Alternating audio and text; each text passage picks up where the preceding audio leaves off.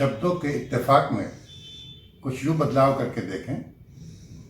आप देखकर ना मुस्कुराएं, बस मुस्कुरा कर देखें। नमस्कार।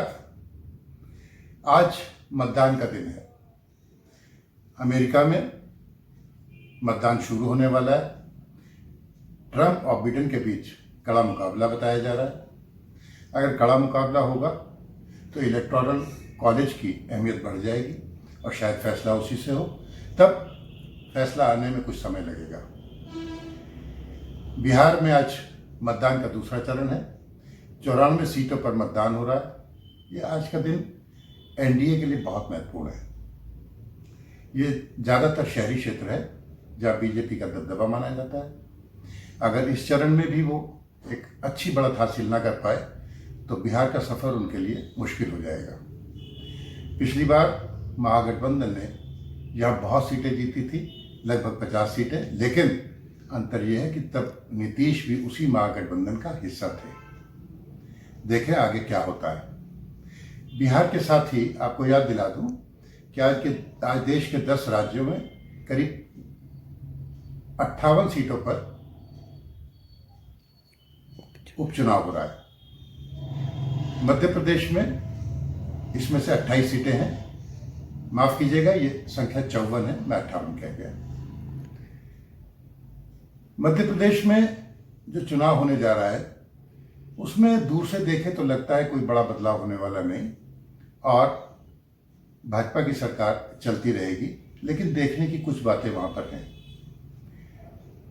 ज्योतिरादित्य सिंधिया जब पाला बदल कर इधर आए, उन्हीं के प्रभाव वाले इलाके में सबसे ज़्यादा सीटों पर चुनाव हो रहा है।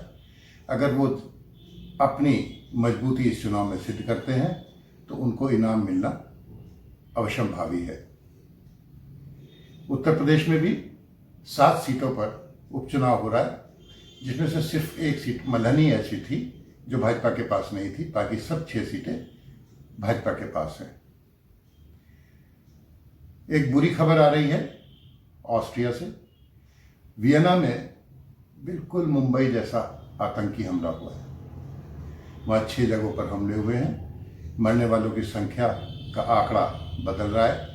कहीं उसे 7 बताया जा रहा है, कहीं उसे 3 बताया जा रहा है, लेकिन पूरा देश इसको लेके चिंतित है, पूरा विश्व इसको लेके चिंतित है, क्योंकि फ्रांस में एक शिक्षक की हत्या और बाद में नीस शहर में हुए हमले के बाद यह दूसरा ऐसा आतंकी हमला है जिसने पूरी दुनिया को दहला दिया है।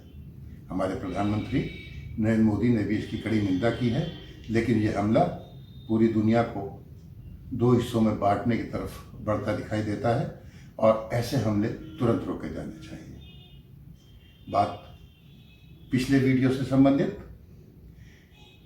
शायद मुनव्वर राणा अपनी बात पर डटे हैं, लेकिन उनके खिलाफ भावनाएं भड़काने के आरोप में मुकदमा दर्ज हो गया है। बसपा सुप्रीमो बहन मायावती ने थोड़े दिन पहले कहा था कि वो किसी भी हद तक सपा को हराने के लिए विधान परिषद चुनाव में भारतीय जनता पार्टी का साथ देंगी, लेकिन जब उन्हें लगा कि इससे उनका मुस्लिम मतदाता उनसे छिटक जाएगा तो उन्होंने अपना बयान वापस लिया और दोबारा कहा कि संन्यास ले लूंगी पर भाजपा के साथ चुनाव नहीं लड़ूंगी। एक अच्छी खबर जहां उम्मीद की किरण दिखाई देती है। भारत और चीन के बीच शीघ्र ही अगले दौर की वार्ता होने वाली है और इस बार संकेत ये मिल रहे हैं कि शायद कुछ अच्छे परिणाम आए, क्योंकि सर्दियां भी आ रही हैं। हो सकता है दोनों देशों की सेनाएं पीछे हटने के लिए तैयार हो जाएं, तो कम से कम एलएसी पर शांति हो जाएगी। जहां तक वियना हमले की बात है, इसका अपडेट हम आपको देते रहेंगे। तब तक के लिए नमस्कार।